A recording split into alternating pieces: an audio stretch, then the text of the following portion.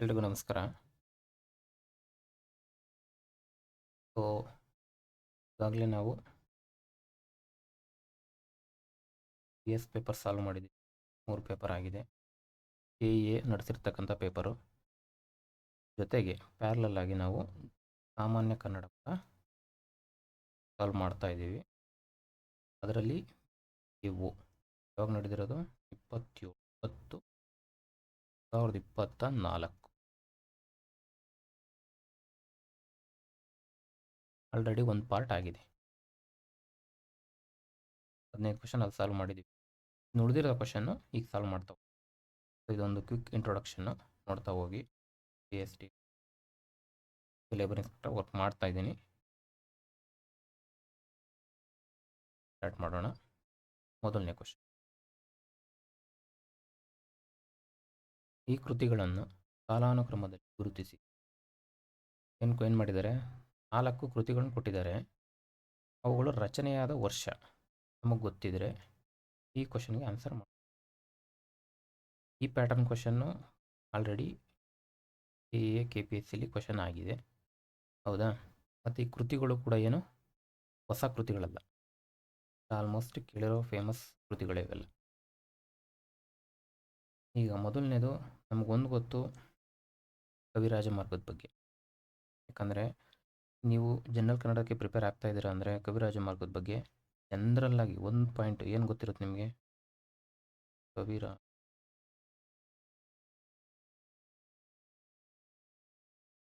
ಇದೊಂದು ಶಾಸ್ತ್ರ ಗ್ರಂಥ ಅಂತ ಬರೀತಿ. ತುಂಬ ಕ್ವಶನ್ ಆಗಿದೆ ಕವಿರಾಜ ಮಾರ್ಗದ ಬಗ್ಗೆ, ತುಂಬ ಕ್ವಶನ್ ಆಗಿದೆ, ಹೌದಾ? ಏನಿದು? ಶಾಸ್ತ್ರ ಗ್ರಂಥ, ಅಲಂಕಾರ ಗ್ರಂಥ, ಹೌದಾ? ಫಸ್ಟ್ ಯಾರು ಬರೆದಿದ್ದು ಕೃತಿ? ಕರ್ತೃ ಯಾರು? ಕವಿರಾಜ ಮಾರ್ಗ ಕರ್ತೃ ಮುಗತ್ತು ಶ್ರೀ ವಿಜಯ. ಶ್ರೀ ವಿಜಯ ಯಾರ ಸ್ಥಾನದಲ್ಲಿದ್ದ? ರಾಷ್ಟ್ರಕೂಟ. ಪರ್ಟಿಕ್ಯುಲರ್ ಆಗಿ ಅಮೋಘವರ್ಷ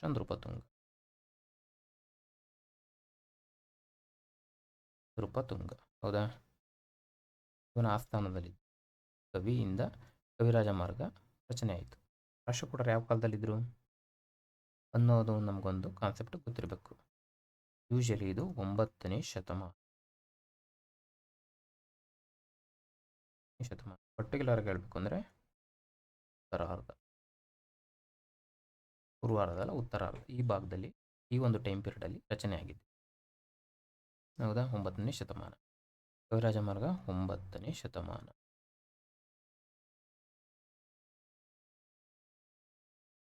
ಆದಿಪುರಾಣ ನಮ್ಮೆಲ್ಲ ಗೊತ್ತು.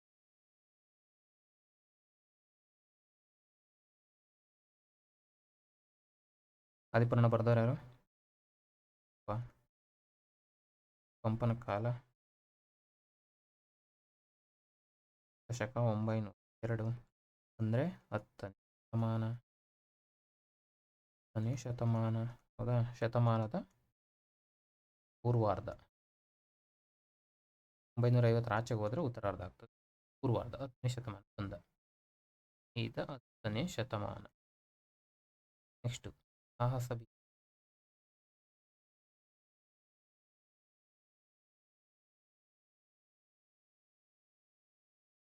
ಭೀಮ. ಅದ್ರ ಬಗ್ಗೆ ಇನ್ನೂ ಸ್ವಲ್ಪ ನೋಡೋಣ. ಎಷ್ಟು ಒಂದು ಟೈಮ್ ಲೈನು. ಸಾಹಸ ಭೀಮ ಹೇಳಿದ್ದೀರಾ? ಸಾಹಸ ಭೀಮ ವಿಜಯ್ ಬರ್ದೋನು ರನ್ನ. ಪಂಪ ಆದಮೇಲೆ ರನ್ನ ಬರ್ತಾನೆ, ಹೌದಾ? ರತ್ನತ್ರಯರು, ಕವಿ ಚಕ್ರವರ್ತಿಗಳು ಎಲ್ಲ ಬೇಸಿಕ್ಸು ಜನರಲ್ ಸಾಮಾನ್ಯ ಕನ್ನಡದಲ್ಲಿ ಕೇಳ್ತಕ್ಕಂಥ ಪ್ರಶ್ನೆ. ಇದ್ರ ಬಗ್ಗೆ ನೀವು ಓದುವಾಗ ಈ ಮಾಹಿತಿ ನಿಮಗೆ ಇರುತ್ತೆ. ಇವನ ಕಾಲ ಒಂದು ದಶಕ 949. ಈತನು 10ನೇ ಶತಮಾನನೇ, ಬಟ್ 940. ಸುಮಾರು ಇವರಿಬ್ಬರಿಗೂ, ಯಾರಿಗೆ? ಪಂಪನಿಗೂ ಮತ್ತು ರನ್ನನಿಗೂ ಸುಮಾರು 50 ವರ್ಷ ಡಿಫ್ರೆನ್ಸ್ ಇದೆ. 50 ವರ್ಷಗಳ ಅಂತರ. ಇದನ್ನು ಗೊತ್ತಿರಬೇಕು, ಹೌದಾ? ಪಂಪನಿಗಿಂತ 50 ವರ್ಷ ಚಿಕ್ಕವನಿವನು ರನ್ನ. ಹೌದಾ? ನೆಕ್ಸ್ಟು ನಿನಗೇನು ಬಿರೋದಿತ್ತು ನೋಡೋಣ, ಆಮೇಲೆ ನೋಡೋಣ ಅವನ್ನ. ಈ ಟೈಮ್ ಲೈನಲ್ಲಿ ಒಂದು ಈತನೂ 10ನೇ ಶತಮಾನನೇ, ಬಟ್ ಏನು ಮಾಡ್ದ, ಸ್ವಲ್ಪ ಲೇಟಾಗಿ ಬಂದ. 1949. ಸೊ ಇವನಾದ್ಮೇಲೆ ಇವನು ಬರಬೇಕು. ರಾಮಚಂದ್ರ ಚರಿತ ಪುರಾಣ.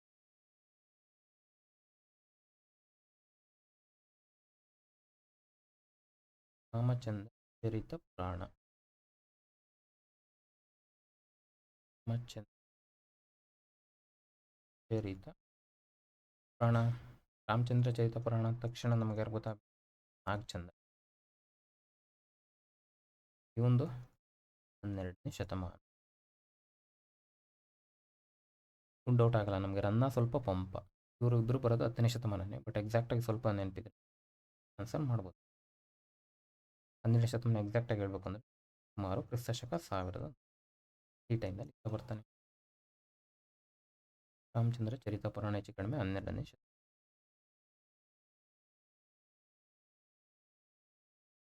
ಸೊ ಅಂದಮೇಲೆ ನಿಮ್ಗೆ ಈಸಿಯಾಗಿ ಗೊತ್ತಾಗಬೇಕು. ಕವಿರಾಜ ಮಾರ್ಗ ಫಸ್ಟ್ ಬರುತ್ತೆ 9ನೇ ಶತಮಾನ, ಅನಂತರ ಆದಿಪುರಾಣ 10, ಅನಂತರ ಪಂಪ ಆದಮೇಲೆ ರನ್ನ ಬರ್ತಾನೆ 949, ಅನಂತರ ರಾಮಚಂದ್ರ ಚರಿತ ಪುರಾಣ. ಸೊ ಅಂದಮೇಲೆ ಒಂದು ಕರೆಕ್ಟಾಗಿದೆ. ನಮ್ಗೊಂದು ಗೊತ್ತಾಗಬೇಕು, ಕವಿರಾಜ ಮಾರ್ಗ ಮೊದಲನೇ ಗ್ರಂಥ, ದೊರೆತಿರುವ ಮೊದಲ ಗ್ರಂಥ, ಮೊದಲ ಶಾಸ್ತ್ರ ಗ್ರಂಥ ಅಂತ ಕ್ವಶನ್ ಆಗಿದೆ. ಹಾಗಾಗಿ ಕವಿರಾಜ ಮಾರ್ಗ ಫಸ್ಟ್ ಬರಬೇಕು. ಅಂದಮೇಲೆ ಇವೆರಡನ್ನು ತೆಗಿಬೋದಾ? 50-50 ಬಂದು. ಅಂದಮೇಲೆ ರಾಮಚಂದ್ರ ಚರಿತ ಪುರಾಣ, ಸಾಹಸ ಭೀಮ ವಿಜಯ, ಆದಿಪುರಾಣ ಗೆಸ್ ಮಾಡ್ಬೋದು. ನಾಗಚಂದ್ರ ಲೇಟಾಗಿ ಬರ್ತಾನೆ, ಪಂಪರನ್ನ ಇವರೆಲ್ಲ ಆದ ನಂತರ ಬರ್ತಕ್ಕಂಥವನು ಯಾರು? ನಾಗಚಂದ್ರ. ಅಂದಮೇಲೆ ಉಳಿದಿರೋದು ಇದೊಂದು, ಗೆಸ್ ಮಾಡ್ಬೋದು. ಈಸಿ ಅಂತ ಏನು ಟಫ್ ಕ್ವಶನ್ ಅಲ್ಲ. ಸ್ವಲ್ಪ ಈ ಕೃತಿಗಳ ಬಗ್ಗೆ ಸ್ವಲ್ಪ ನೋಡಿ, ಯಾಕಂದರೆ ಕ್ವಶನ್ ಆಗಿದೆ. ಸೊ ಇಲ್ಲೇ ನಾವು ರಿವಿಷನ್ ಮಾಡ್ಬೋದು ಸ್ವಲ್ಪ. ಕವಿರಾಜ ಮಾರ್ಗದ ಬಗ್ಗೆ ತುಂಬ ಕ್ವಶನ್ ಆಗ್ತದೆ, ಭಾಳ ನೋಡ್ಕೊಳ್ಳಿ. ಸೊ ಇದು ದೊರೆತಿರುವ ಏನು ಮೊದಲ ಕನ್ನಡದಲ್ಲಿ ದೊರೆತಿರುವ ಮೊದಲ ಗ್ರಂಥ, ಇದು ಕ್ವಶನ್ ಆಗಿದೆ. ಶಾಸ್ತ್ರ ಗ್ರಂಥ ಇದೊಂದು. ನೆಕ್ಸ್ಟು ಇದ್ರ ಎಷ್ಟು ಅಧ್ಯಾಯಗಳಿದ್ದಾವೆ? ಸೊ 3 ಅಧ್ಯಾಯ, ಇದೊಂದು ನೆನ್ಪಿಟ್ಕೊಳ್ಳಿ. ಇಂಥವೆಲ್ಲ ಕೇಳ್ತಾರ ಗೊತ್ತಿಲ್ಲ, ಕೇಳ್ಬೋದು. 3 ಅಧ್ಯಾಯ. ಸೊ ಇದು ಯಾವ ಸ್ಥಾನದಲ್ಲಿದೆ? ಮತ್ತು ಈ ರಚನೆ ಆಗಿದ್ದು ಶ್ರೀವಿಜಯ. ಇವನು ಯಾರ ಸ್ಥಾನದಲ್ಲಿದೆ? ಅಮೋಘ ನೃಪತುಂಗ. ನೆಕ್ಸ್ಟು ಇನ್ನೊಂದು ಕ್ವಶನ್ ಆಗ್ತದೆ, ಇದು ಕ್ವಶನ್ ಆಗಿದೆ. ಇದು ಕವಿರಾಜ ಮಾರ್ಗ, ಶ್ರೀವಿಜಯನ ಕವಿರಾಜ ಮಾರ್ಗ ಯಾವ ಒಂದು ಕೃತಿಯನ್ನು ಅನುಸರಿಸಿ ರಚನೆಯಾಗಿದೆ? ದಂಡಿಯ ಕಾವ್ಯಾದರ್ಶ ಈ ಕೃತಿ ಅನುಸರಣೆ ಕಾಣಬಹುದು. ಇದಾಗಿದೆ ಕ್ವಶನ್, ಇದೊಂದು ನೋಟ್ ಮಾಡ್ಕೊಳ್ಳಿ. ಇನ್ನೇನು ಕೇಳ್ಬೋದು? ಇನ್ನೊಂದು ಕನ್ನಡ ನಾಡಿನ ಎಲ್ಲೆ ಈ ಕೃತಿಲಿ ನಾವು ಕಾಣ್ಬೋದು. ಇನ್ನು ಕನ್ನಡ ನಾಡು ಕಾವೇರಿಯಿಂದ ಗೋದಾವರಿವರೆಗಿತ್ತು, ಇದೊಂದು ಕವಿರಾಜ ಮಾರ್ಗ ಹೇಳಿರ್ತಕ್ಕಂಥದ್ದು, ಅದೊಂದು ಪಾಯಿಂಟ್ ಬರುತ್ತೆ. ನೆಕ್ಸ್ಟ್ ಇದರಲ್ಲಿ ಇನ್ನೊಂದು ಪದ್ಯ ಕವಿಗಳು ಗದ್ಯ ಕವಿಗಳು ಅಂತ ಒಂದು ಕಾನ್ಸೆಪ್ಟ್ ಬರುತ್ತೆ.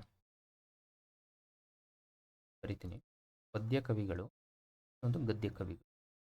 ಸೊ ಇದು ಒಂದು ನೆಟ್ಟು ಸ್ಲೇಟು, ಈಗ ಹೇಳೋಕ್ಕಾಗಲ್ಲ. ನೆಟ್ಟು ಸ್ಲೇಟ್ ಇರೋವು ಇಲ್ಲೂ ಹಾಕ್ಬೋದು, ಚೆನ್ನಾಗ್ತದೆ. ಕಾಂಪಿಟೇಷನ್ ಜಾಸ್ತಿ ಇದೆ, ನೋಡ್ಕೊಳ್ಳೋದ್ರಲ್ಲಿ ಏನು ತಪ್ಪಿಲ್ಲ. ಸೊ ಪದ್ಯ ಕವಿಗಳು ಒಂದು ಪಂಡಿತ, ಚಂದ್ರ, ಲೋಕಪಾಲ, ಇನ್ನೊಂದು ಕವೀಶ್ವರ ಬರ್ತಾನೆ. ಇವರು ಪದ್ಯ ಕವಿಗಳು. ಕವೀಶ್ವರ. ಗದ್ಯ ಕವಿಗಳು ಮಳ, ದಯ, ಅರ್ಜುನ, ಜಯಬಂಧು. ಸಾಕು, ಆಲ್ಮೋಸ್ಟ್ ಕವರ್ ಆಗ್ತದೆ. ರಿವಿಷನ್ ಮಾಡಿಕೊಂಡ್ರೆ ನಮಗೆ ಹೆಚ್ಚು ಕಡಿಮೆ ಕಂಡು ಬರುತ್ತೆ. ಇನ್ನೊಂದು ಇದರಲ್ಲಿ ಬೆದಂಡೆ ಮತ್ತು ಚೆತ್ತಾಣ ಎಂಬ ವಿಶಿಷ್ಟ ಕಾವ್ಯ ಪ್ರಕಾರಗಳು ಎಲ್ಲಿ ಕಂಡು ಬರ್ತವೆ ಅಂದರೆ ಕವಿರಾಜ ಮಾರ್ಗ. ದಂಡೆ ಮತ್ತು ಚೆತ್ತಾಣ ಇವೇನಿವು ವಿಶಿಷ್ಟ ಕಾವ್ಯ ಪ್ರಕಾರಗಳಿವೆರಡು. ವಿಶಿಷ್ಟ ಕಾವ್ಯ ಪ್ರಕಾರಗಳು ಇವು ಎಲ್ಲಿ ಉಲ್ಲೇಖ ಕಂಡು ಬರ್ತವೆ ಅಂದರೆ ಪ್ರಕಾರಗಳು ಎಲ್ಲಿ ಕಂಡು ಬರ್ತವೆ? ಕವಿರಾಜ ಮಾರ್ಗ. ಕ್ಲಿಯರ್ ಆಯಿತಾ? ಕವಿರಾಜ ಮಾರ್ಗದ ಬಗ್ಗೆ ಇಷ್ಟಾದರೆ ಸಾಕು. ಒಂದೆರಡು ಸ್ಟೇಟ್ಮೆಂಟ್ಸ್ಗಳು ಬರ್ತವೆ, ಅವನ್ನ ನೋಡ್ಕೊಳ್ಳಿ. ಇವಕ್ಕೆ ನೋಡೋದು ನಿಮ್ಗೆ ಅರ್ಥ ಆಗುತ್ತೆ. ಇದೊಂದು ಶಾಸ್ತ್ರ ಗ್ರಂಥ, ಕನ್ನಡದಲ್ಲಿ ದೊರೆತಿರ್ತಕ್ಕಂಥ ಮೊದಲ ಗ್ರಂಥ ಅಂತೂ ಕರಿತೀವಿ. 3 ಅಧ್ಯಾಯ ಇದ್ದಾವೆ. ಕರ್ತೃ ಶ್ರೀವಿಜಯ. ಯಾರ ಸ್ಥಾನದಲ್ಲಿದ್ದ? ಅಮೋಘ ನೃಪತುಂಗ ರಾಷ್ಟ್ರಕೂಟರು. ಇವನು ಬಂದು 9ನೇ ಶತಮಾನ, ಹೌದಾ, ಉತ್ತರಾರ್ಧದಲ್ಲಿದ್ದ. ನೆಕ್ಸ್ಟು ಇದರಲ್ಲಿ 2 ಕಾವ್ಯ ಪ್ರಕಾರಗಳು ಕಂಡು ಬರ್ತವೆ, ಬೆದಂಡೆ ಮತ್ತು ಚೆತ್ತಾಣ. ನೆಕ್ಸ್ಟ್ ಇವನು ಯಾವ ಕೃತಿಯನ್ನು ಅನುಸರಿಸಿದ್ದಾನೆ? ದಂಡಿಯ ಕಾವ್ಯಾದರ್ಶ. ಇದರಲ್ಲಿ ಬರ್ತಕ್ಕಂಥ ಪದ್ಯ ಕವಿಗಳು ಮತ್ತು ಗದ್ಯ ಕವಿಗಳು. ಸಾಕು, ಕ್ಲಿಯರ್ ಆಗ್ತದೆ. ಆನ್ಸರ್ ಮಾಡ್ಬೋದು. ಆದಿಪುರಾಣ ಪಂಪನ ಬಗ್ಗೆ ಭಾಳ ಕ್ವಶನ್ ಆಯ್ತದೆ, ಹೌದಾ? ಪಂಪಂದು 2 ಕೃತಿ ಇದೆ. ಇನ್ನೊಂದು ಯಾವುದಿದೆ? ಫಸ್ಟ್ ಆದಿಪುರಾಣದ ಬಗ್ಗೆ ನೋಡ್ಬಿಡೋಣ. ಯಾವುದಿದು? ಇನ್ನೂ ಒಂದು ಪಂಪ 2 ಕೃತಿ ಬರೆದಿದ್ದಾನೆ, ಇಲ್ಲೇ ಬರೀತೀನಿ. ಓಕೆ, ಇದು ಮೊದಲನೇ ಕೃತಿ, ಇನ್ನೊಂದು 2ನೇ ಕೃತಿ. ಯಾವುದು? ವಿಕ್ರಮಾರ್ಜುನ ವಿಜಯ. ಸಾಕು, 2 ಕ್ವಶನ್ನು, 2 ಕೃತಿಗಳು ನೋಡಿಕೊಂಡ್ರೆ ಸಾಕು. ವಿಕ್ರಮಾರ್ಜುನ ವಿಜಯ. ಇನ್ನೊಂದು ಹೆಸರಿದೆ ಪಂಪ ಭಾರತ.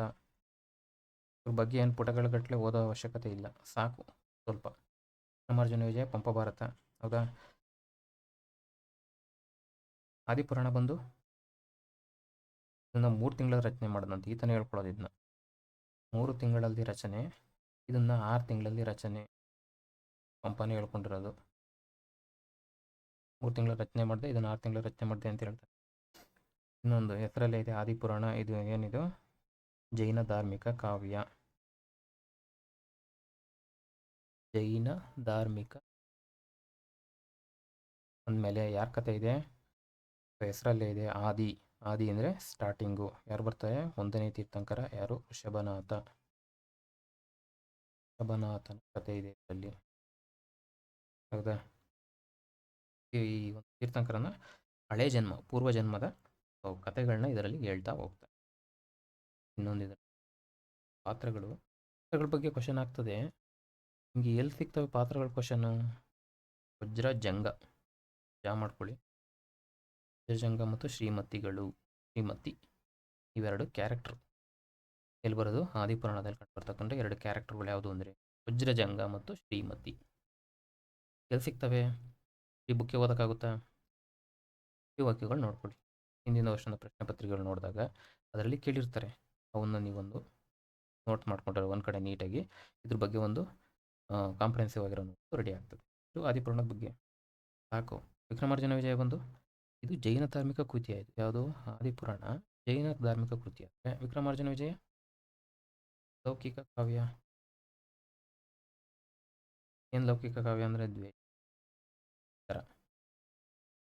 ಕೋಲು, ಇದ್ರ ಬಗ್ಗೆ ಮಾಹಿತಿ ಇದರಲ್ಲಿ. ವ್ಯಾಸನ ಮಹಾಭಾರತ ಮೂಲ ಅಂತ ಕೂಡ ಆದಿಪುರಾಣ. ವಿಕ್ರಮಾರ್ಜುನ ವಿಜಯ ಸಾಕು. ಸಾಹಸಭೀಮ ವಿಜಯ ಯಾರು ಬರೆದಿದ್ದು? ತನ್ನ 949, ಸುಮಾರು 50 ವರ್ಷ ಚಿಕ್ಕವನು ಅಂತ ನೋಡಿದ್ದೀವಿ. ನನಗೊಂದು ಬಿರುದಿತ್ತು, ತನ್ನನಿಗೇನು? ಕವಿ ಚಕ್ರವರ್ತಿ. ಈತನ ಇಟ್ಕೊಂಡ ಇಲ್ಲಿ ರಾಜ ಕೊಟ್ಟ ಯಾರು ಅಂದರೆ ಹೌದಾ? ನನ್ನೂರು ಬಂದು ಮುದೋಳ. ಎಲ್ಲಿ ಬರುತ್ತೆ? ಜಮಖಂಡಿ. ಈ ಭಾಗದವನು ಈತ. ನನ್ನ ಬಗ್ಗೆ ರನ್ನ ಅಂದ ತಕ್ಷಣ ನನಗೆ ಒಂದು ನೆನಪಾಗೋದು ವಾಗ್ದೇವಿಯ ಭಂಡಾರದ ಮುದ್ರೆಯೊಡದ ಕವಿ ಅಂತ ಈತನೇ ಹೇಳ್ಕೊತಾನೆ. ಮುದ್ರೆಯೊಡದ ಕವಿ ಹೇಳಿಕೊಂಡವನು ಯಾರು ಅಂದರೆ ರನ್ನ. ಇಂಥ ಸ್ಟೇಟ್ಮೆಂಟ್ಸ್ಗಳೇ ಸಣ್ಣ ಪುಟ್ಟ ಜನರಲ್ ಕನ್ನಡದಲ್ಲಿ ಬರ್ತಕ್ಕಂಥದ್ದು. ಅಷ್ಟು ನಮಗೆ ಮಾಹಿತಿ ಇದ್ರೆ ಸಾಕು. ಇವುಗಳು ಒಂದು ಸಾಹಸಭೀಮ ವಿಜಯ ನೋಡ್ದು. ಅಜಿತನಾಥ ಪುರಾಣ, ಅಜಿತನಾಥ ಪುರಾಣ, ತೀರ್ಥಂಕರ ಪುರಾಣ ಹಿಂಗೆಲ್ಲ ಕರೀತಾರೆ. ಇವೆರಡು ಸಾಹಸಭೀಮ ವಿಜಯ, ಒಂದು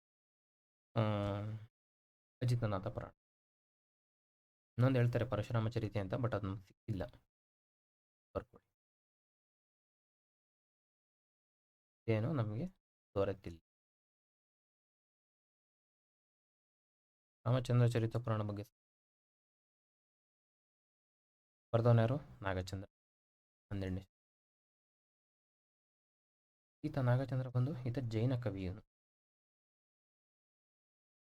ನನಗೊಂದು ಬಿರೋದಿತ್ತು, ಹೇಳಿದ್ದಾರೆ ಪಂಪ. ಒಂದೇ ಕೃತಿನ ಬರೆದಿದ್ದು ಒಂದಿದೆ,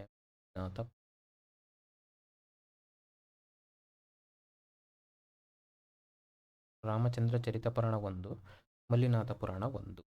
ಓಕೆ, ಇವೆರಡು ಏನು? ಚಂಪು ಕೃತಿಗಳಿವೆ. ಇದೊಂದು ನೆನ್ಪಿಟ್ಕೊಳ್ಳಿ, ಇವೆರಡೂ ಕೂಡ ಚಂಪು ಕೃತಿ. ಹೆಸರಲ್ಲೇ ಇದೆ ಮಲ್ಲಿನಾಥ. ಇದೊಂದೇನು? ಜೈನ ತೀರ್ಥಂಕರ. ಎಷ್ಟನೇನು ಲಾಸ್ಟು ಯಾವುದೋ ಹಿಸ್ಟ್ರಿ ಕ್ವಶನ್ ಸಾಲ್ವ್ ಮಾಡುವಾಗ ಬಂದಿದೆ ಕ್ವಶನು. ಹೌದಾ, ಕೇಳ್ತಿದ್ದಾರೆ. ಬಂದು 19ನೇ ತೀರ್ಥಂಕರ ಆಯಿತಾ. ಆತನ ಮಾಹಿತಿ ಇದರಲ್ಲಿ ಕಂಡುಬರುತ್ತೆ. ಹೆಸರಲ್ಲಿದೆ ರಾಮಚಂದ್ರ. ಇದು ರಾಮಾಯಣದ ಬೇಸಿಕ್ಸ್ ಇದ್ದರೆ ಸೊ ಹೆಚ್ಚು ಕಡಿಮೆ ಸಾಕಾಗುತ್ತೆ. ಕ್ಲಿಯರ್ ಆಯಿತಾ? ಸಾಕಿಷ್ಟು ಮುಂದೆ ಇದಕ್ಕೆ 16ನೇದಕ್ಕೆ 4ನೇದು ಸರಿ ಉತ್ತರ. ನೆಕ್ಸ್ಟ್ 18ನೇದು ಶ್ರವಣಬೆಳಗೊಳದ ಶಾಸನ ಸಾಮಾನ್ಯ ಶಕೆ. ಶ್ರವಣಬೆಳಗೊಳದ ಕ್ರಿಸ್ತಶಕ 1131ರ ಶಾಸನದಲ್ಲಿ ಚಿತ್ರವಾಗಿರುವ ಮಾಚಿ ಕಬ್ಬೆ ಯಾರು? ಒಂದು ಇಲ್ಲೇನು ಗೊತ್ತು, ಶ್ರವಣಬೆಳಗೊಳ ಒಂದು ಶಾಸನ ಇದೆ. ಅದರ ಟೈಮ್ ಪೀರಿಯಡ್ ಬಂದು ಕ್ರಿಸ್ತಶಕ 1130. ಇದರಲ್ಲಿ ಒಂದು ಮಾಚಿ ಕಬ್ಬೆ ಅನ್ನೋ ಒಂದು ಕ್ಯಾರೆಕ್ಟರ್ ಬರುತ್ತೆ. ಈಕೆ ಯಾರು? ನಮ್ಗೆ ಉತ್ತರಗಳು ಕೊಟ್ಟಿದ್ದಾರೆ. ಸೊ ಎಲ್ಲ ವಿಷ್ಣುವರ್ಧನ್ದೇ. ಅನಂತರ ಏನು, ತಾಯಿ ಆಗ್ತಾರ, ವರದಿ ಆಗ್ತಾರ, ಅತ್ತೆ ಆಗ್ತಾರ, ಸೋದರಿ ಆಗ್ತಾರ. ಸೊ ಸ್ವಲ್ಪ ಡೆಪ್ತ್ ಕ್ವಶನ್ನೇ ಆಯ್ತಿದು. ಹೌದಾ, ಜನರಲ್ ಕನ್ನಡಕ್ಕೆ ಸ್ವಲ್ಪ ಡೆಪ್ತ್ ಕ್ವಶನು. ಆ್ಯಕ್ಚುಲಿ ಇದಕ್ಕೆ ಉತ್ತರ ಬಂದು ಅತ್ತೆ, ವಿಷ್ಣುವರ್ಧನ. ಸೊ ಮಾಚಿಕಬ್ಬೆ ಆಗಿದೆ. ಸ್ವಲ್ಪ ಒಂದು 2-3 ಲೈನ್ ಬಗ್ಗೆ ಮಾಹಿತಿ ಕೊಡೋಣ. ಮಾಚಿಕಬ್ಬೆ ಯಾರು? ವಿಷ್ಣುವರ್ಧನ ಹೆಂಡತಿ ಯಾರು? ರಾಣಿ ಶಾಂತಲಾದೇವಿ. ಹೌದಾ, ಶಾಂತಲಾದೇವಿಯ ತಾಯಿ ಈಕೆ ಮಾಚಿಕಬ್ಬೆ. ಹೌದಾ, ಶಾಂತಲಾದೇವಿ ಯಾರು? ವಿಷ್ಣುವರ್ಧನ ಹೆಂಡತಿ. ಮುಂದೆ ಹೋಗಿ ಹೇಳಬೇಕು ಅಂದರೆ ಜನರಲ್ ನರಸಿಂಹಯ್ಯ. ಏನು ಕೇಳಲ್ಲ, ಜನರಲ್ ಮಾರಸಿಂಹಯ್ಯ ಪತ್ನಿ ಅಂತ ಕೇಳ್ತಾರೆ. ಇದು ಸಾಕಿಷ್ಟು ತಾಯಿ. ಶಾಂತಲಾದೇವಿ ವಿಷ್ಣುವರ್ಧನ ಹೆಂಡತಿ ಮೇಲೆ ವಿಷ್ಣುವರ್ಧನ ಅತ್ತೆ. ಹೌದಾ, ಶ್ರವಣಬೆಳಗೊಳ ಶಾಸನ ಬಗ್ಗೆ ನೋಡ್ಕೊಳ್ಳಿ, ಯಾಕಂದರೆ ಬಂದಿದೆ ಶ್ರವಣ ಬೆಳಗೊಳ ಶಾಸನ. ಯಾವುದ್ರ ಬಗ್ಗೆ ಮಾಹಿತಿ ಕೊಡುತ್ತಿದ್ದು? ರಾಣಿ ಶಾಂತಲಾದೇವಿ ನಿಧನದ ನಂತರದ ಸನ್ನಿವೇಶದ ವಿವರಣೆ ಇದರಲ್ಲಿ ಕಂಡುಬರುತ್ತೆ ನಮಗೆ. ಶಾಂತಲಾದೇವಿ ಸಾವನ್ನಪ್ತಾಳೆ. ಅನಂತರ ಮಾಚಿಕಬ್ಬೆ ತೀವ್ರ ದುಃಖದಿಂದ ಸಾವನ್ನಪ್ತಾಳೆ ಕಂಡುಬರುತ್ತೆ. ಇದು ಇದ್ರ ಬಗ್ಗೆ ಸಾಕಿಷ್ಟು. ನೆಕ್ಸ್ಟ್ ಇವರೆಗೂ ಯಾವುದು ನೋಡೋದು? ಇದು ಸಾಹಿತ್ಯ ಚರಿತ್ರೆ. ಇದು ಕೂಡ ಹೆಚ್ಚು ಕಡಿಮೆ ಶಾಸನಗಳು, ಸಾಹಿತ್ಯ. ಈಗ ನಾವು ಪ್ಯೂರ್ ಗ್ರಾಮರ್ಗೆ ಬಂದು ಆಶೀರ್ವಾದ, ಅಪ್ಪಣೆ, ಆಜ್ಞೆ, ಆರೈಕೆ ಇವುಗಳಿಗೆ ಪ್ರತ್ಯಯಗಳು ಯಾವ ಪ್ರಕಾರದ ಕ್ರಿಯಾಪದಗಳಾಗ್ತವೆ? ಕ್ವಶನ್ ಅರ್ಥ ಆಯಿತು? ಕ್ವಶನ್ ಸ್ಕ್ರೀನ್ ಮೇಲೆ ಬರ್ತಿದ್ದಂಗೆ ಆನ್ಸರ್ ಮಾಡ್ಲಿಕ್ಕೆ ಟ್ರೈ ಮಾಡಿ. ಜಸ್ಟ್ ನಾವು ಒಂದು ಆನ್ಸರ್ ನೋಡ್ಕೊಂಡು ಹೋದರೆ ಯೂಸ್ ಆಗಲ್ಲ. ಬರ್ತಾ ಕಾಂಪಿಟೇಷನ್ ಜಾಸ್ತಿ ಆಗ್ತಾ ಇದೆ. ಡೆಪ್ತಾಗಿ ಓದ್ಕೊಳ್ಳಿ, ಸೊ ಹೆಲ್ಪ್ ಆಗ್ತದೆ. 1 ಕಾಲಾರ್ಥಕ, ಸಂಭಾವನಾರ್ಥಕ, ವಿದ್ಯಾರ್ಥಕ, ವಿಧಾರ್ಥಕ. ಹೌದಾ, ಸಂಭಾವನಾರ್ಥಕ ನೋಡ್ತೀವಿ, ವಿದ್ಯಾರ್ಥಕ ನೋಡಿದ್ದೀವಿ, ನಿಷೇಧಾರ್ಥಕ ಕೂಡ ನೋಡಿದ್ದೀವಿ. ಹೆಸರಲ್ಲೇ ಇದೆ ನಿಷೇಧ, ಸಂಭಾವನೆ, ಪಾಸಿಬಿಲಿಟಿ. ಇದಕ್ಕೆ ಎಕ್ಸಾಕ್ಟ್ ಉತ್ತರ ಬಂದು ವಿದ್ಯಾರ್ಥಕ. ನೋಡೋಣ ಯಾಕೆ ಅಂತ. ಹೆಂಗೆ ಬಿಡಿಸ್ತೀರಾ? ವಿದ್ಯಾರ್ಥಕ ಪ್ಲಸ್ ವಿದ್ಯಾರ್ಥ ಪ್ಲಸ್ ವಿದ್ಯಾರ್ಥಿ. ಹೌದಾ, ಇಲ್ಲೇ ಹೇಳ್ಬಿಟ್ಟಿದ್ದಾನೆ. ಆಶೀರ್ವಾದ, ಅಪ್ಪಣೆ, ಆರೈಕೆ ಜೊತೆಗೆ ಇನ್ನೂ ಸೇರ್ಕೊಳ್ಳಿ, ಆಮಂತ್ರಣ ಕೂಡ ಬರುತ್ತೆ. ಎಲ್ಲಿದೆ ಈ ಮಾಹಿತಿ? Kannada Sahitya Parishat ಪ್ರಕಟಿಸಿರ್ತಕ್ಕಂಥ book, government book. ನಿಮ್ಗೆ ಹೇಳಿದ್ವಿ ವ್ಯಾಕರಣ ದರ್ಪಣ. ಅದರಲ್ಲಿ ಎಲ್ಲ ಮಾಹಿತಿ, ಗ್ರಾಮರ್ ರಿಲೇಟೆಡ್ ಎಲ್ಲ ಮಾಹಿತಿ ಅದರಲ್ಲೇ ಇದೆ. ನೀವು ಅದೊಂದು ರೆಫರ್ ಮಾಡಿದ್ರೆ ಸಾಕು. ಆರೈಕೆ ಹೆಂಗೆ ಹೇಳ್ತೀರಾ? ಇಷ್ಟು ಓದಿದ್ರೆ ಸಾಲು, ನಮಗೆ ಅರ್ಥ ಆಗಲ್ಲ. ಸ್ವಲ್ಪ ಸ್ಟೇಟ್ಮೆಂಟು, ವಾಕ್ಯಗಳನ್ನ ಫಾರ್ಮ್ ಮಾಡ್ಕೊಳ್ಳಿ. ಅದನ್ನು ಸ್ವಲ್ಪ ಅನಲೈಸ್ ಮಾಡಿದಾಗ ಸೊ ಏನು ಹೇಳ್ತಾ ಇದೆ ಅನ್ನೋದು ನೀಟಾಗಿ ಅರ್ಥ ಆಗುತ್ತೆ. ಸ್ವಲ್ಪ ದಿನ ಓದಿದ್ರು ಅದು ನೆನ್ಪುಳಿತದೆ. ಬರೀ ಇಷ್ಟೇ ಓದ್ಕೊಂಡು ಹೋದರೆ ಸ್ವಲ್ಪ ಕಷ್ಟ. ಎಕ್ಸಾಂಪಲು, ದೇವರು ನಿನಗೆ ಒಳ್ಳೇದು ಮಾಡಲಿ.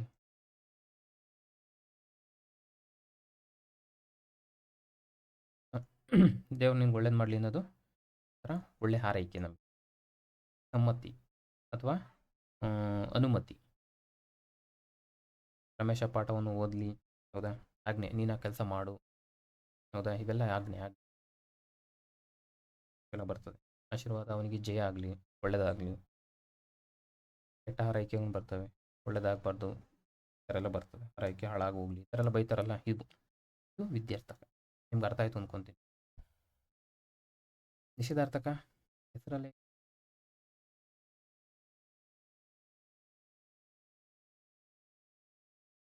ನಿಷೇಧಾರ್ಥಕ ಏನೋ ಕೆಲಸ ನಡೆದಿಲ್ಲ, ನಡೆದಿಲ್ಲ ಅಂತ ತಿಳಿಸ್ತಕ್ಕಂಥದ್ದು. ಅದಕ್ಕೆ ನಾವು ನಿಷೇಧಾರ್ಥಕ ಅಂತ ಕರಿತೀವಿ. ಧಾತುಗಳ ಮೇಲೆ ಆಖ್ಯಾತ ಪ್ರತ್ಯಯ ಸೇರಿಕೊಂಡು ನಿಷೇಧಾರ್ಥಕ, ಏನು ನಡೆದಿಲ್ಲ ಅಂತ ಸೂಚಿಸುವ ಧಾತುಗಳ ಮೇಲೆ ಆಖ್ಯಾತ ಪ್ರತ್ಯಯ ಸೇರುತ್ತೆ, ಆವಾಗ ಅದು ನಿಷೇಧಾರ್ಥಕ ಆಗ್ತದೆ. ಎಕ್ಸಾಂಪಲ್ಲು ಓದೋರು ಅರ್ಥ ಆಗಲ್ಲ. ಎಕ್ಸಾಂಪಲ್ ನೋಡಿದ್ರೆ ನಮಗೆ ಈಸಿಯಾಗಿ ಅರ್ಥ ಆಗುತ್ತೆ. ತಿನ್ನನು, ಬಾರನು. ತಿನ್ನನು ಅಂದರೆ ತಿನ್ನಲಿಲ್ಲ, ಬಾರನು ಬರಲಿಲ್ಲ, ಹೌದಾ. ಇದು ಇದಕ್ಕೆ ಎಕ್ಸಾಂಪಲ್. ಇನ್ನು ನೋಡ್ಬಿಡೋಣ.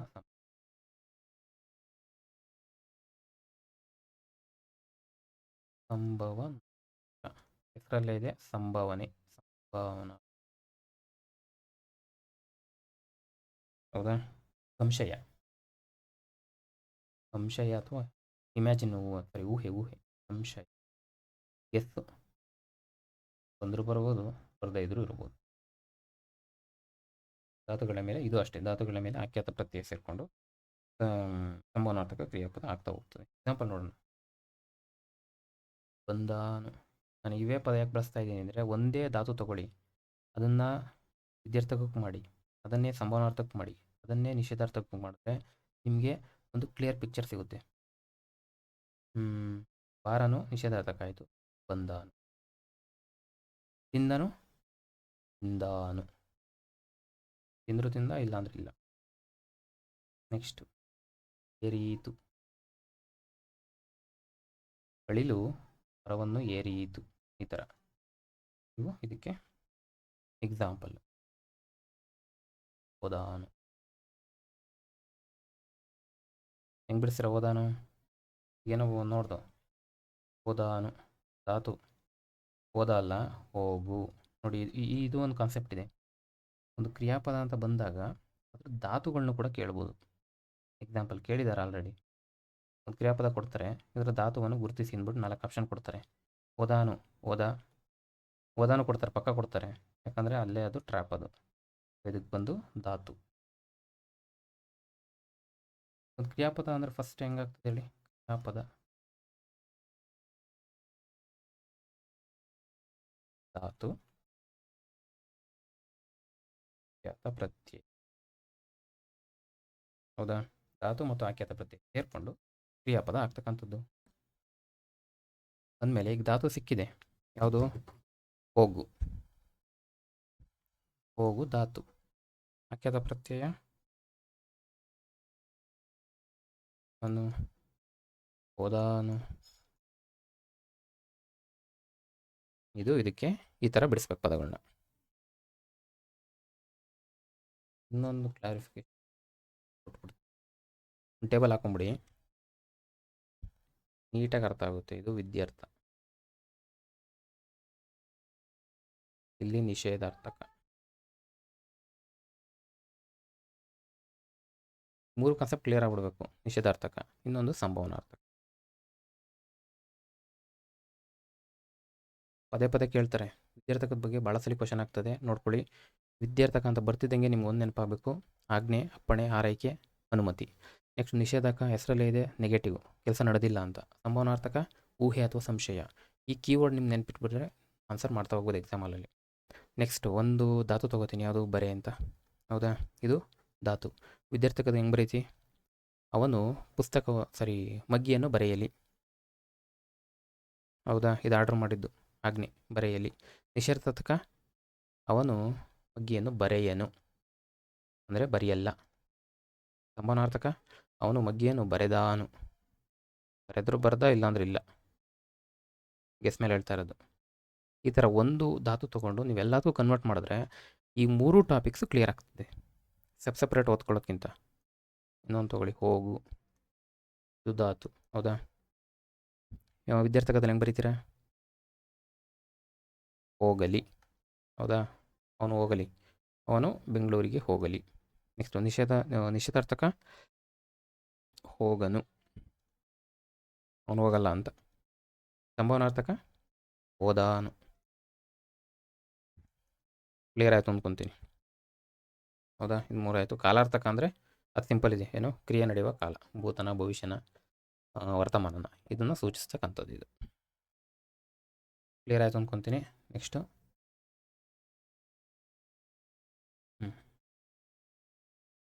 ಏನು ಹೇಳಿದ್ದಾರೆ? ಹೊಂದಿಸಿ ಬರೆಯಿರಿ. 20ನೇ ಕ್ವಶನ್ನು, ಪಟ್ಟಿ 1, ಪಟ್ಟಿ 2. ಒಂದು ಕಡೆ ಏನು ಕೊಟ್ಟಿದ್ದಾರೆ? ಗ್ರೀಕು, ಪೋರ್ಚುಗೀಸು, ಅರೇಬಿಕ್ಕು, ಹಿಂದೂಸ್ತಾನಿ. ಇನ್ನೊಂದು ಕಡೆ ಪದಗಳು ಕೊಟ್ಟಿದ್ದಾರೆ: ರೈತ, ಕಾಗದ, ದಿನಾರ, ದ್ರಮ್ಮ, ಇನಾಮು, ಗಿರಾಕಿ, ಮೇಜು, ಪಾದ್ರಿ. ಕ್ವಶನ್ ಹೊಸ್ತಾ? ಇಲ್ಲ, ಆಲ್ರೆಡಿ ಕೇಳಿದ್ದಾರೆ. ಹೌದಾ,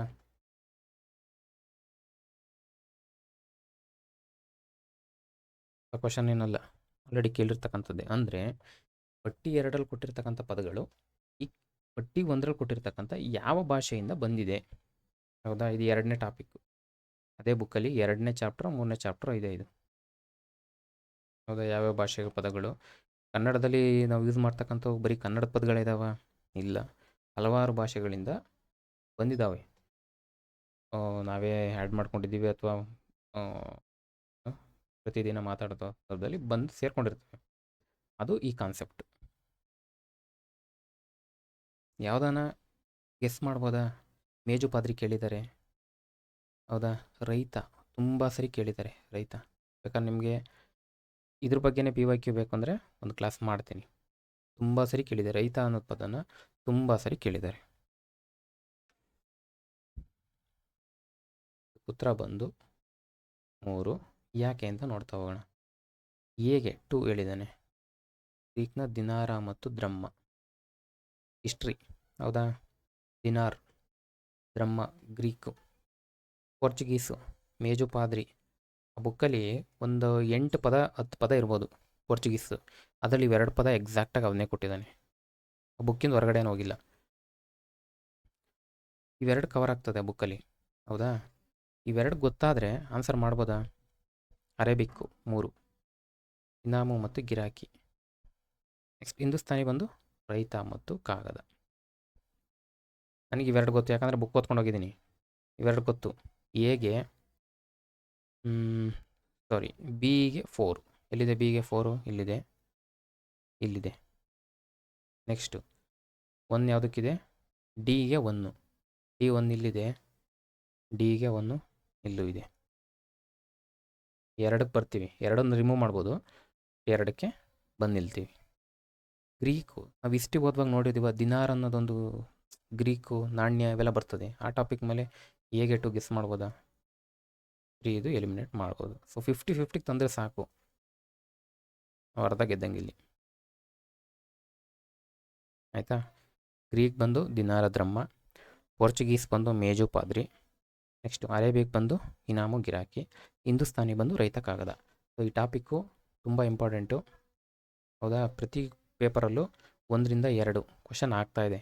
KA ಆಗ್ಬೋದು, ಎಸ್ಪೆಷಲಿ KPSC. ಈ ಒಂದು ಇದರಲ್ಲಿ ಅನ್ಯದೇಶೀಯ ಪದ, ಇದು ಟಾಪಿಕ್ ಬಂದು ಅನ್ಯದೇಶೀಯ ಪದ. ಅನ್ಯದೇಶೀಯ ಪದಗಳು ಈ ಟಾಪಿಕ್ ಮೇಲೆ ಬಂದಿರೋ ಕ್ವಶನ್ ಇದು. ಸೊ ಇದು ಕೂಡ ಒಂದು ಇಂಪಾರ್ಟೆಂಟ್ ಟಾಪಿಕ್ಕು. ಡೀಟೇಲಾಗಿ ನೋಡ್ಕೊಳ್ಳಿ. ಮಧ್ಯಮ ವ್ಯಾಕರಣ ಬುಕ್ಕು ಜೊತೆಗೆ PYQ ಅನ್ನು ನೀವು ಕವರ್ ಮಾಡಿಕೊಂಡ್ರೆ ಆಲ್ಮೋಸ್ಟ್ ಕವರ್ ಆಗ್ತದೆ. ನೆಕ್ಸ್ಟ್ ಇದ್ಯಾವ ಕಾನ್ಸೆಪ್ಟ್ ಇದು? ವಿಭಕ್ತಿ ಪ್ರತ್ಯಯ.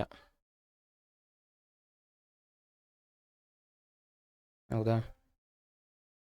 ಇಂಪಾರ್ಟೆಂಟಾ? ಹೌದು. ಪ್ರತಿಯೊಂದು ಕ್ವಶನ್ ಪೇಪರಲ್ಲೂ ಒಂದು ಕ್ವಶನ್ ಇದ್ದೇ ಇರುತ್ತೆ. ಯಾವ ಥರ ಕೇಳ್ಬೋದು?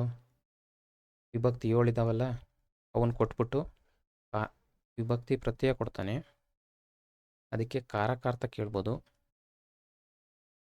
ಅಥವಾ ಪ್ರತ್ಯಯಗಳನ್ನ ಕೇಳ್ಬೋದು, ಅಥವಾ ವಿಭಕ್ತಿ ಪಲ್ಲಟ, ಈ ಕಾನ್ಸೆಪ್ಟ್ ಕೂಡ ಬರ್ಬೋದು. ಇಷ್ಟು ಕಾನ್ಸೆಪ್ಟ್ಗಳು ಕವರ್ ಆಗ್ತವೆ. ಇನ್ನೊಂದು ಹೊಸಗನ್ನಡ ವಿಭಕ್ತಿ ಪ್ರತ್ಯಯ, ಇನ್ನೊಂದು ಹಳೆಗನ್ನಡ, ಅದು ಒಂದು ಆ್ಯಂಗಲಲ್ಲಿ ಕ್ವಶನ್ಗಳನ್ನ ಕೇಳಬಹುದು. ಇಷ್ಟು ವಿಭಕ್ತಿ ಪ್ರತ್ಯಯದ ಬಗ್ಗೆ ಕ್ವಶನ್ ಆಗ್ತದೆ. ಫಸ್ಟ್ ಕ್ವಶನ್ ಓದೋಣ. ಆತನ ದೆಸೆಯಿಂದ ಕೇಡಾಯಿತು, ಆತನಿಂದ ಕೇಡಾಯಿತು. ಎರಡೂ ವಾಕ್ಯಗಳನ್ನು ಗಮನಿಸಿದ್ದೀವಿ. ಆತನ ದೆಸೆಯಿಂದ ಕೇಡಾಯಿತು, ಆತನಿಂದ ಕೇಡಾಯಿತು. ಕೊಟ್ಟಿರುವ ಯಾವ ಆಯ್ಕೆಯಂತೆ ವಿಭಕ್ತಿ ಪಲ್ಲಟ ಆಗಿದೆ ಅಂತ ಗುರುತಿಸ್ಬೇಕಿಲ್ಲಿ. ಈ ಒಂದು ವಿಭಕ್ತಿ ಪ್ರತ್ಯಯ ದೆಸೆಯಿಂದ, ಇಲ್ಲಿ ಇಂದ. ನಿಮಗೆ ವಿಭಕ್ತಿ ಪ್ರತ್ಯಯ ಗೊತ್ತಿದ್ರೆ ಇದು ಕೇಕ್ ವಾಕ್ ಮಾಡ್ಬೋದು. ಹೌದಾ? ಏನು ವಿಭಕ್ತಿ ಪ್ರತ್ಯಯ ಅಂದರೆ ಫಸ್ಟು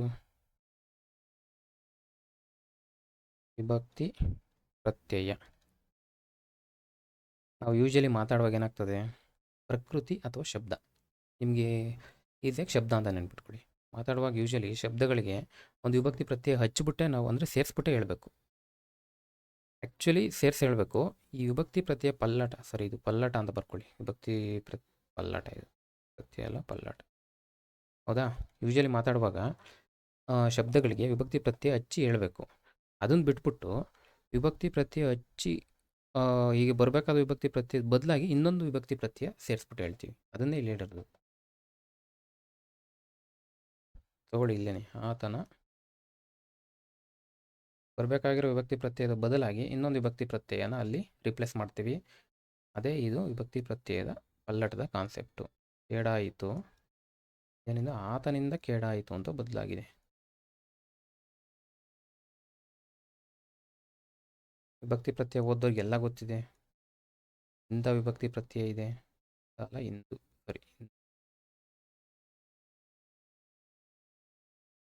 ಇಂದ ವಿಭಕ್ತಿ ಪ್ರತ್ಯಯ.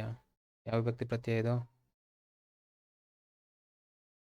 ತೃತೀಯ ವಿಭಕ್ತಿ ಪ್ರತ್ಯಯ. ಇಲ್ಲಿ ಯಾವುದಿದೆ? ದೆಸೆಯಿಂದ. ದೆಸೆಯಿಂದ ಯಾವುದು ಗೊತ್ತಿದೆ? ಪಂಚಮಿ. ಈ ಒಂದು ವಿಭಕ್ತಿ ಪ್ರತ್ಯಯದಿಂದ ಇದಾಗಿ ಕನ್ವರ್ಟ್ ಆಗಿದೆ ಅಂದರೆ ಪಂಚಮಿಯಿಂದ ತೃತೀಯ. ಹೌದಾ? ಇದೇ ಗೊತ್ತಾಯ್ತು ನಮಗೆ. ಎಲ್ಲಿದೆ ಆಪ್ಷನ್ಗೆ ಬನ್ನಿ. ಷಷ್ಠಿನ? ಷಷ್ಠಿ ಬರೋದೇ ಇಲ್ಲ ಕಾನ್ಸೆಪ್ಟ್ ಇಲ್ಲಿ. ನಮಗೆ ಹೊಂದಿರಬೇಕು ಪಂಚಮಿ ಅರ್ಥದಲ್ಲಿ ತೃತೀಯ. ಹೌದು, ಪಂಚಮಿ ಇದೆ, ಚತುರ್ಥಿ ಇಲ್ಲ ಇಲ್ಲಿ ನಮಗೆ. ಪಂಚಮಿ ಇದೆ, ದ್ವಿತೀಯ ಇಲ್ಲ. ಈ ಉತ್ತರ ಕರೆಕ್ಟ್ ಆಗ್ತದೆ. ವಿಭಕ್ತಿ ಪಲ್ಲಟ ಈಸಿ. ನಮಗೇನು ಮಾಡಬೇಕು, ಸ್ವಲ್ಪ ಈ ಥರ ಬಿಡಿಸಿ ಬರ್ಕೋಬೇಕು. ಹೌದಾ? ಇನ್ನೂ ಎಕ್ಸಾಂಪಲ್ ನೋಡಿಬೇಕಾರೆ ನಿಮಗೆ ಈಸಿಯಾಗಿ ಅರ್ಥ ಆಗುತ್ತೆ. ವಿಭಕ್ತಿ ಪಲ್ಲಟ ಒಂದು 2 ಪೇಜ್ ಇದೆ, ಅದು ನೋಡ್ಕೊಂಬಿಟ್ರೆ ಈಸಿ.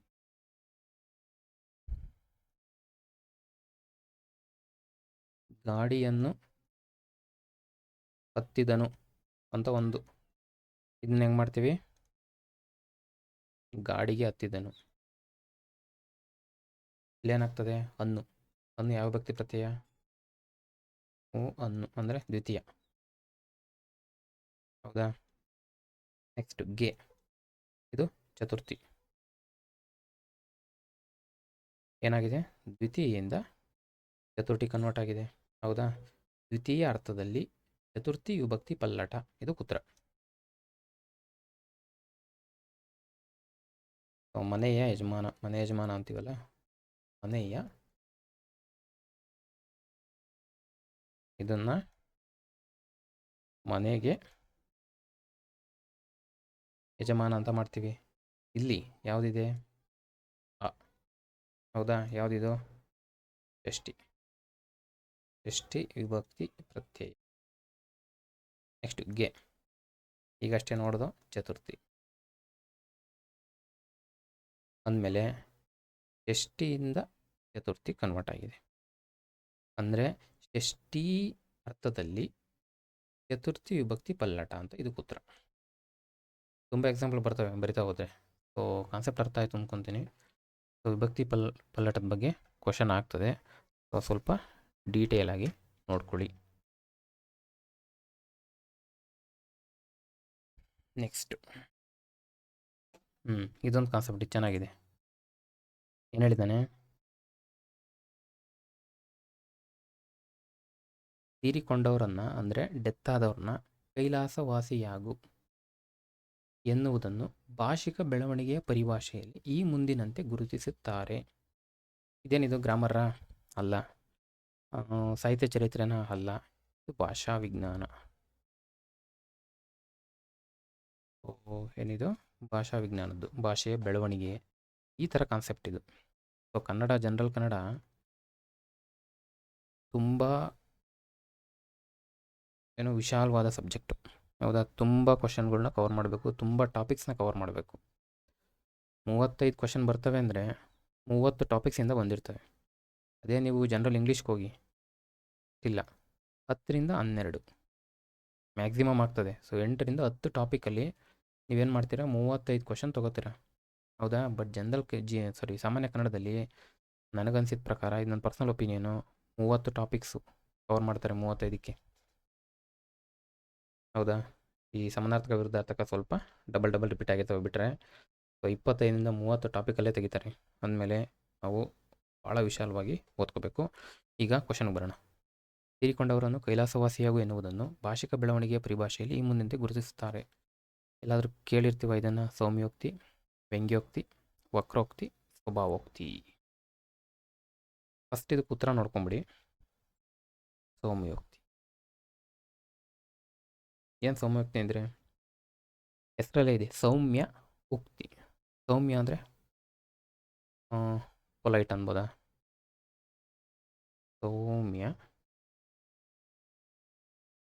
ಸೌಮ್ಯವಾದ ಉಕ್ತಿ. ಉಕ್ತಿ ಅಂದರೆ ಪದ, ಮಾತು. ಸೌಮ್ಯ ಅಂದರೆ ಪೊಲೈಟ್. ಅಂದರೆ ಕಾನ್ಸೆಪ್ಟ್ ಇಷ್ಟೇ. ಅಮಂಗಳ ಅಂದರೆ ಕೆಟ್ಟದ್ದು ಅಥವಾ ಅಶುಭ, ಅಥವಾ ಅಸಹ್ಯವಾದದ್ದು. ಕೆಟ್ಟದ್ದನ್ನು ಈ ಥರ ಅಮಂಗಳವಾದದ್ದು, ಅಶುಭವಾದದ್ದು ಅಥವಾ ಅಸಹ್ಯವಾದದ್ದನ್ನು ನಾವು ಪೊಲೈಟಾಗಿ ಹೇಳ್ತಕ್ಕಂಥದ್ದು. ಹೇಳುವುದು ಯಾವ ಥರ? ಸೌಮ್ಯವಾಗಿ, ಪೊಲೈಟಾಗಿ ಹೇಳ್ತಕ್ಕಂಥದ್ದಕ್ಕೆ ನಾವು ಸೌಮ್ಯೋಕ್ತಿ ಅಂತ ಕರಿತೀವಿ. ನಿಮ್ಮ ಕಾನ್ಸೆಪ್ಟ್ ಅರ್ಥ ಆಯಿತು ಅನಿಸುತ್ತೆ. ನನಗೆ ಡೆಫಿನೇಷನ್ ಹೇಳಕ್ಕೆ ಬರಲ್ಲ, ಕಾನ್ಸೆಪ್ಟ್ ಅರ್ಥ ಮಾಡ್ಕೊಳ್ಳಿ. ಡೆಫಿನೇಷನ್ ಎಲ್ಲಿ ಕೇಳಲ್ಲ, ಕಾನ್ಸೆಪ್ಟ್ ಅರ್ಥ ಮಾಡ್ಕೊಂಡ್ರೆ ನಾವು ಆನ್ಸರ್ ಮಾಡ್ತಾ ಹೋಗ್ಬೋದು.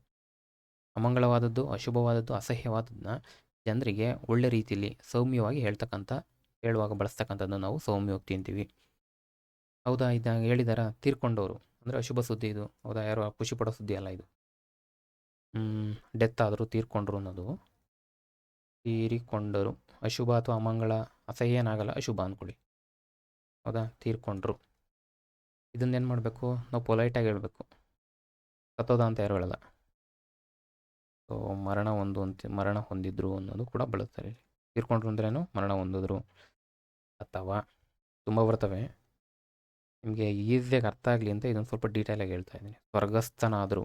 ಹೌದಾ? ಹಿಂಗೂ ಕೇಳ್ತಾರೆ. ದಿವಂಗತನಾದರು. ಹೌದಾ? ದಿವಂಗತ ಪೇಪರಲ್ಲೆಲ್ಲ ಓದ್ತೀವಿ. ಇನ್ನೊಂದು ನೆಕ್ಸ್ಟ್ ಲೆವೆಲು ಕೀರ್ತಿಶೇಷರಾದರು ಅಂದರೆ ತೀರ್ಕೊಂಡ್ರು ಅಂತ. ಮುಕ್ತಿ ಹೊಂದಿದರು. ಮುಕ್ತಿ ಹೊಂದುವುದು ಕೂಡ ತೀರ್ಕೊಂಡ್ರು. ಇನ್ನೊಂದು ವೈಕುಂಠವಾಸಿಯಾಗು, ವೈಕುಂಠಕ್ಕೆ ವಾಸ, ಅಲ್ಲಿ ಹೋದ್ರು ಅಂತ, ವಾಸಿಯಾಗು.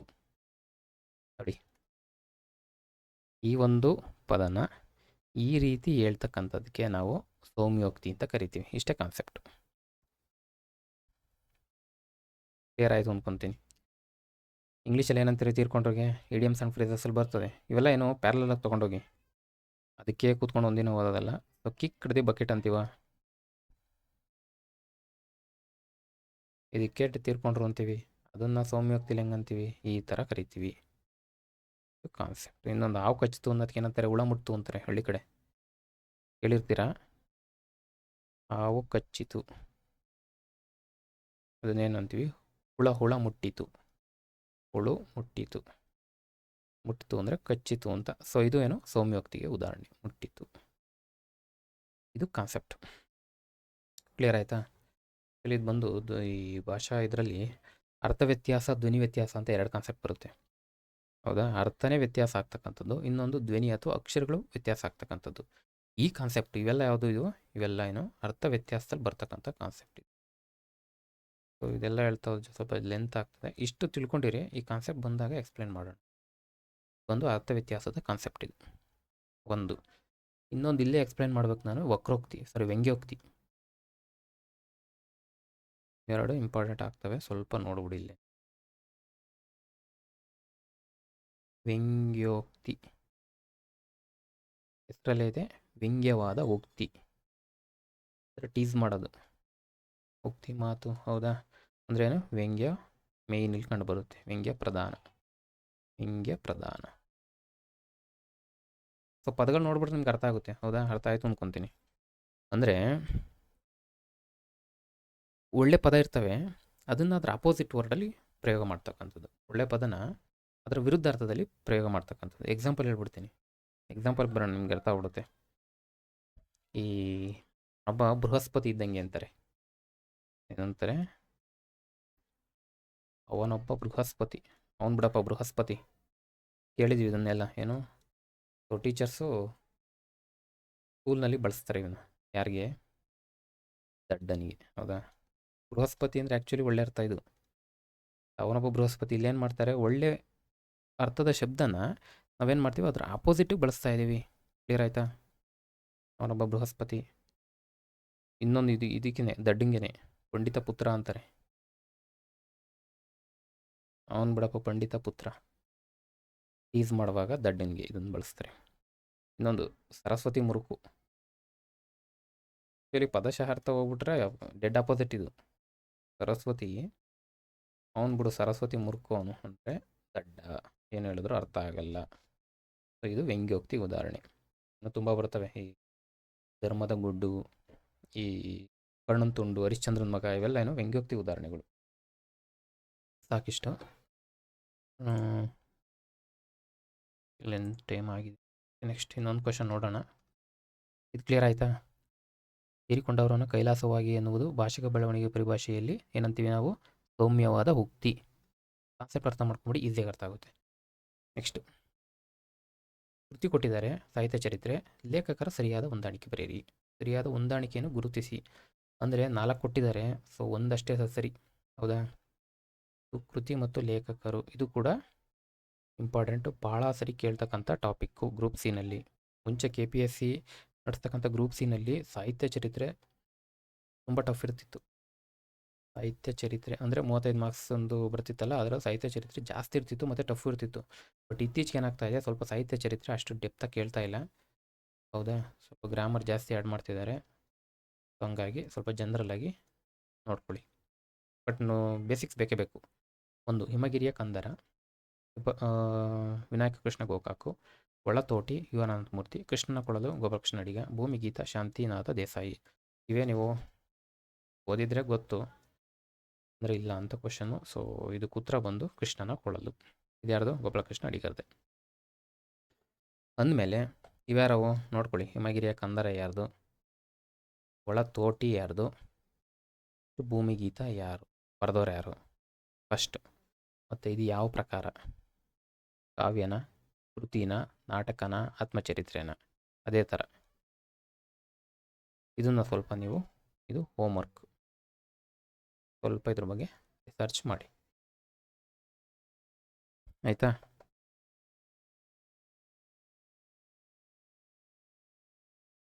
ಓಕೆ, ಇದೊಂದು ಸಾಲ್ವ್ ಮಾಡೋಣ, ಸಾಲ್ವ್ ಮಾಡಿ ಕ್ಲೋಸ್ ಮಾಡೋಣ ಇದು. Okay,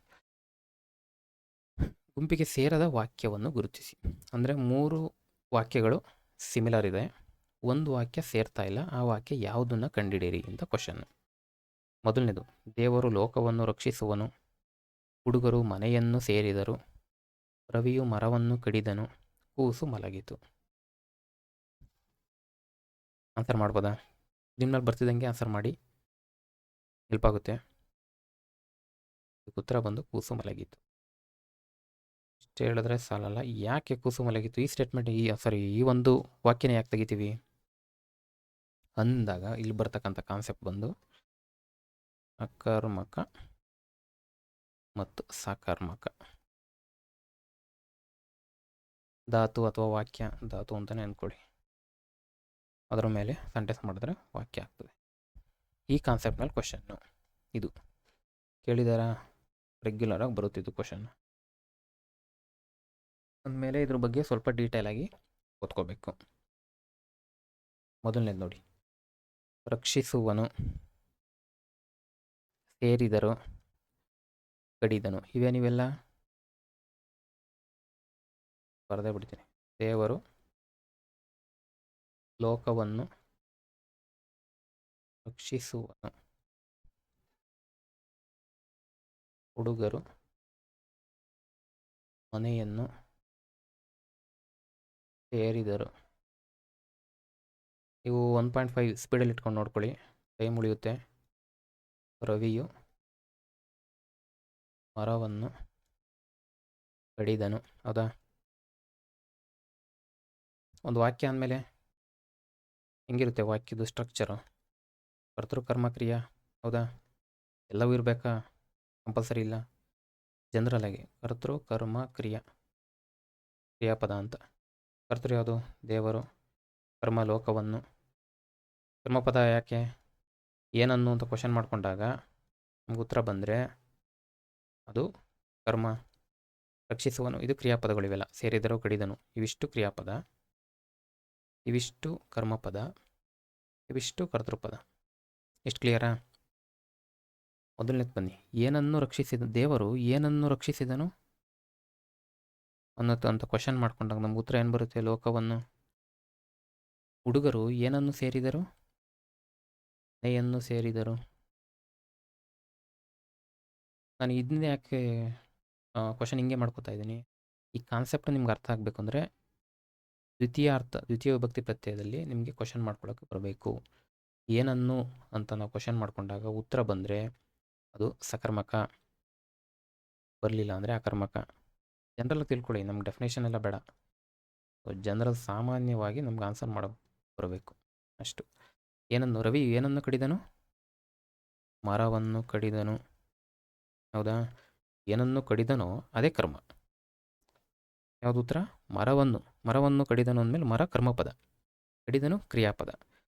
so ಇಲ್ಲೇನಾಗ್ತದೆ? ಕರ್ಮಪದವುಳ್ಳ ವಾಕ್ಯಗಳಿವು. ಇದನ್ನು ಹೇಳಕ್ಕೆ ಬಂದಿದ್ದು ನಾನಿಲ್ಲಿ. ಇವೆಲ್ಲ ಏನು? ಕರ್ಮಪದಗಳಿರ್ತಕ್ಕಂಥ ವಾಕ್ಯಗಳು, ಕರ್ಮಪದ. ಅದೇ ಇದಕ್ಕೆ ಬನ್ನಿ. ಕೂಸು ಮಲಗಿತು.